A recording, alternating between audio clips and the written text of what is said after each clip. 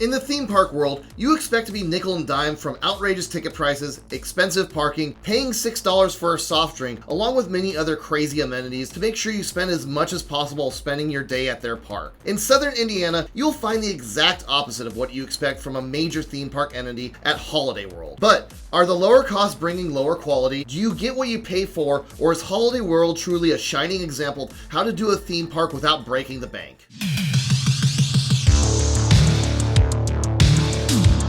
Holiday World is one of the oldest theme parks in the United States, predating Disneyland by almost a decade, opening up in 1946. Named Santa Claus Land for the vast majority of its life, the park only featured one land, Christmas, which now makes up the entrance of the park. Primarily a location to meet Santa Claus in the appropriately named town of Santa Claus, Indiana, the park did not become Holiday World until 1984, when 4th of July and Halloween were added to the park. Still missing a big part of its identity today, in 1995, the park added the first of its now 3 award-winning wooden roller coasters, the Raven, truly putting Holiday World on the coaster map, where 30 years later, the park is known for their world-class wooden coaster lineup.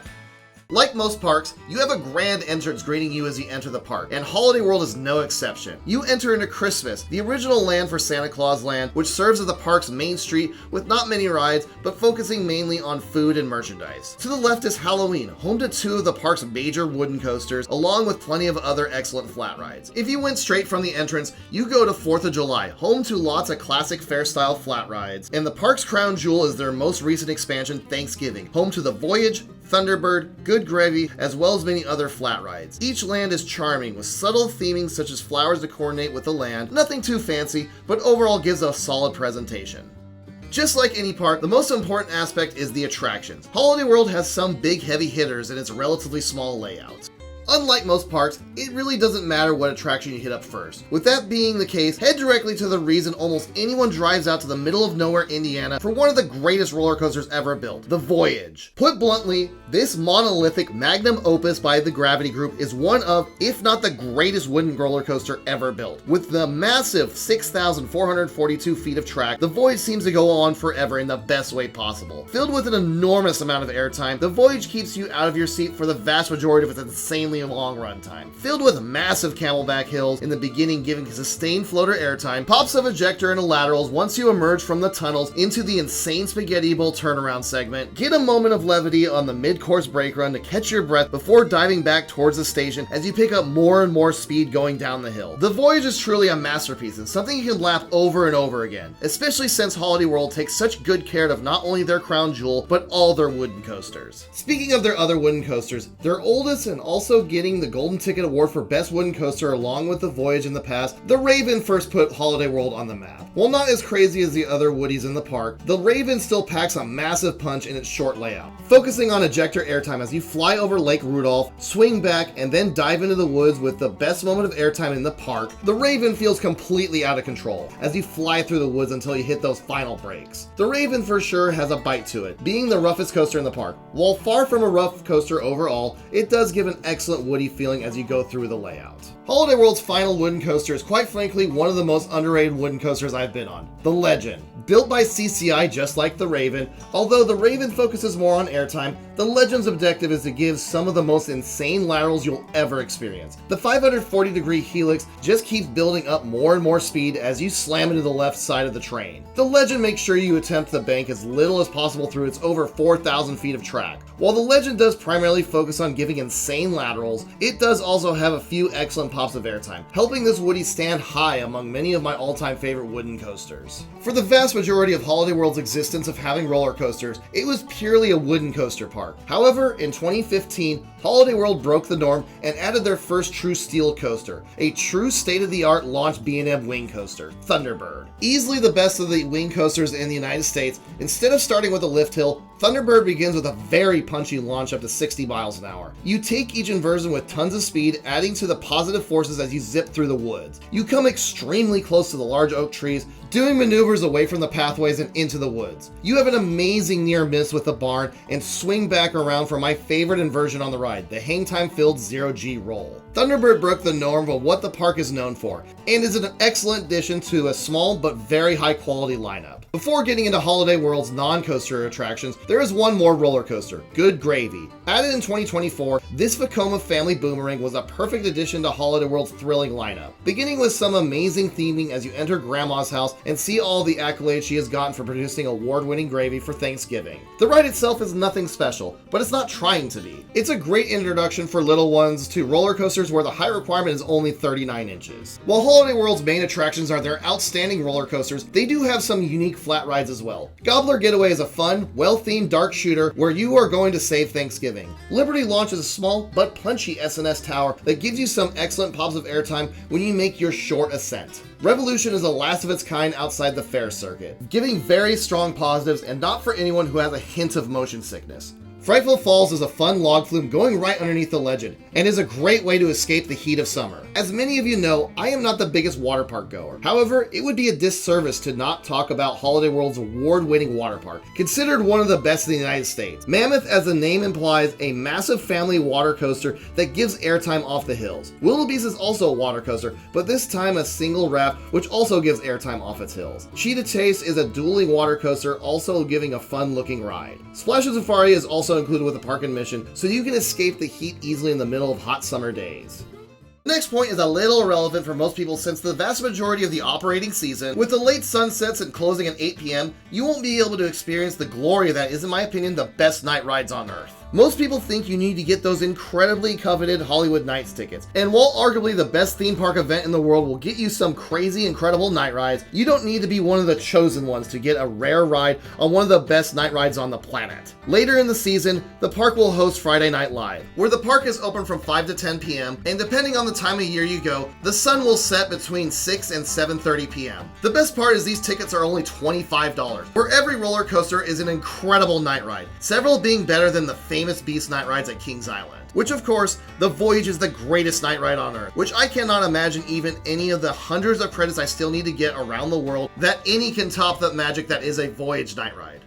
When you think of holidays, what comes to your mind first is probably the food, the sweet treats of Christmas, or the great food of Thanksgiving. Holiday World has you covered with some very good food offerings. First up, my favorite holiday, Thanksgiving, has exactly what I'm looking for when it comes to the food that makes it so special. You can get turkey, of course, brisket, and my personal favorite there, chicken and dumplings. The sides are truly what you're looking for, where the mashed potatoes, mac and cheese, and stuffing come in clutch, along with pouring gravy all over it. This is exactly the comfort food I want while marathoning these insane wooden coasters. Goblin Burger is another great food option. The name implies focuses on burgers. Located right next to the legend, you can get my personal favorite, Monster Burger, with cheese curds, aioli sauce, and fried onion strings. The burger quality is decent, but the toppings are what makes this a really tasty option. The Alamo, located in the 4th of July, is home to Mexican food. Build your own burrito style like Chipotle, where you can get burritos, tacos, and burrito bowls. For snacks, you can find wide ranges of items like funnel cakes topped with amazing toppings, fudge along with some other classic treats you want around Christmas time, and my favorite, their blue ice cream. Similar to Kings Island's signature snack, blue ice cream is a blue raspberry flavor rather than the blueberry like its Kings Island counterpart. One final note is that Holiday World is known for having free soft drinks not only at the dining locations, but all throughout the park. This comes in handy not only for getting free refreshing beverages, but also keeping hydrated with Gatorade being an option on a hot summer day.